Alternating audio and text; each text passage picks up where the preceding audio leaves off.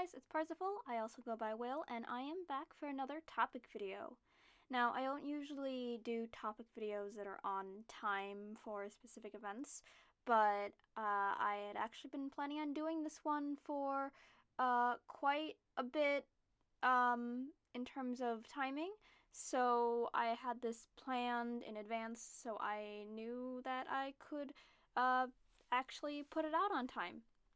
And that is that this week is Aromantic Awareness Week. So I wanted to do a little speed paint and chat about Aromantic Awareness Week.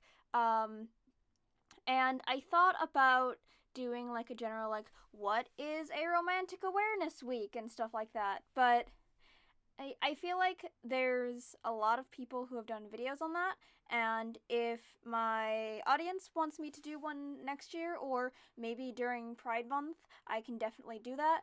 But I kind of wanted to make this one a little bit more specific, because I want to make it a little bit more personal to me, and because it is specifically about being aromantic, and I don't really want to just do well, this is what aromantic means, when I could be doing that during Pride.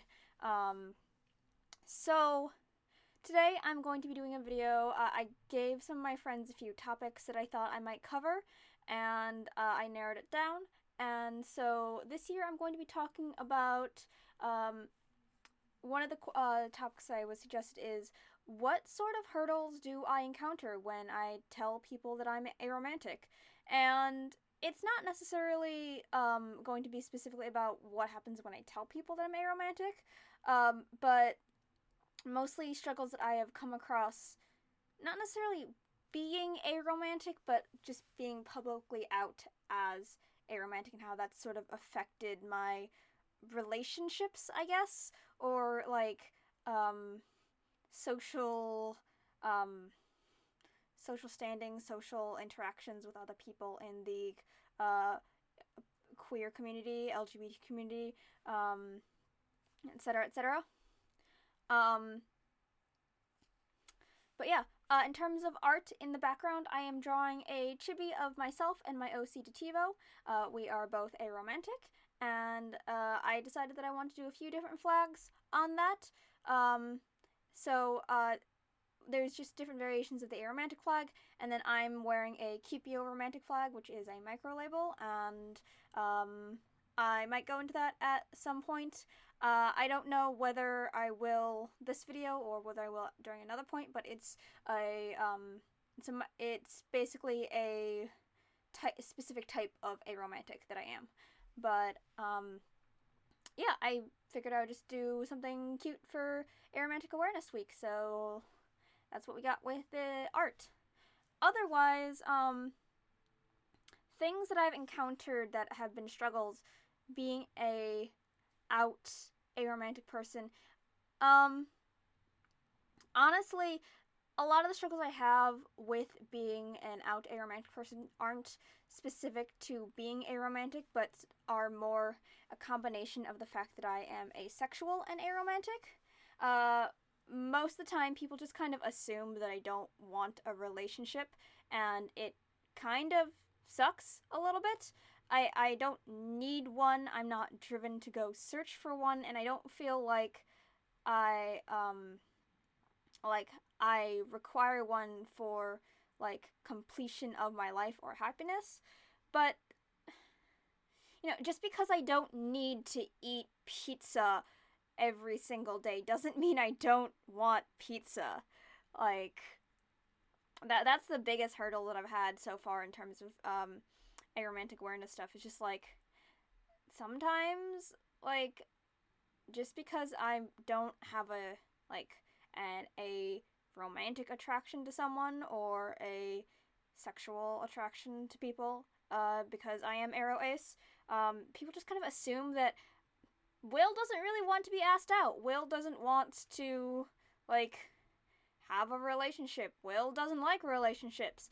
And to a certain extent, I am definitely not fond of romantic relationships, because I believe that they're extremely commodified in the current day and age, and the media just takes advantage of it all. But doesn't doesn't mean I don't want to have someone there to be like a companion throughout the years, and emotional support, and someone to hang out with. And I know that being aromantic and defining what is and isn't a romantic action is very difficult, and that's actually a really hard part about being aromantic. My fellow aromantic friend, Arrow Ace friend, Taloka Berry on Twitter has done a breakdown of it. I don't know if she's posted it anywhere super publicly, but she's definitely answered a lot of questions about it.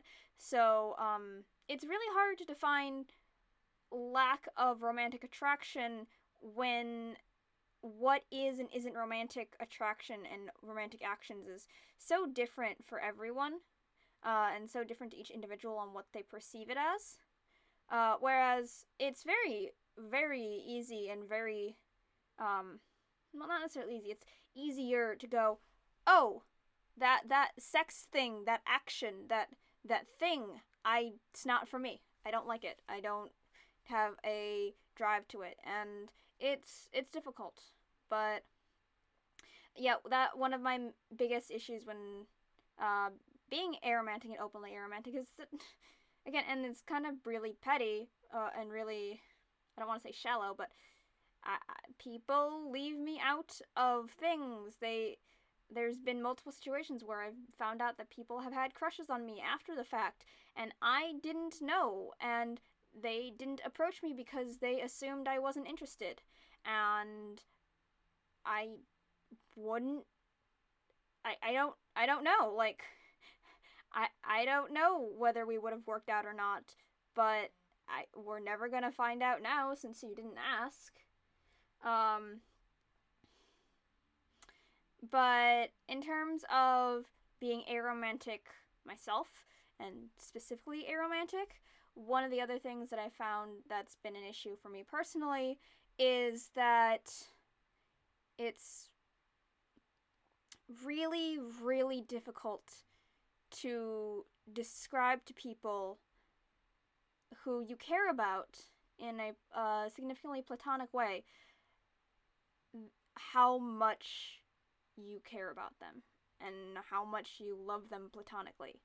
Because people don't have a measure for that, really. They have best friends, they have family, they have regular friends, but they don't have a strong understanding of how important someone's platonic love for a person can be. And it really sucks, especially in a society where people take romantic relationships and have them be like endgame. Like, I know so many ace people who they're asexual, but it's okay because they still want and have romantic relationships. They're not lonely or,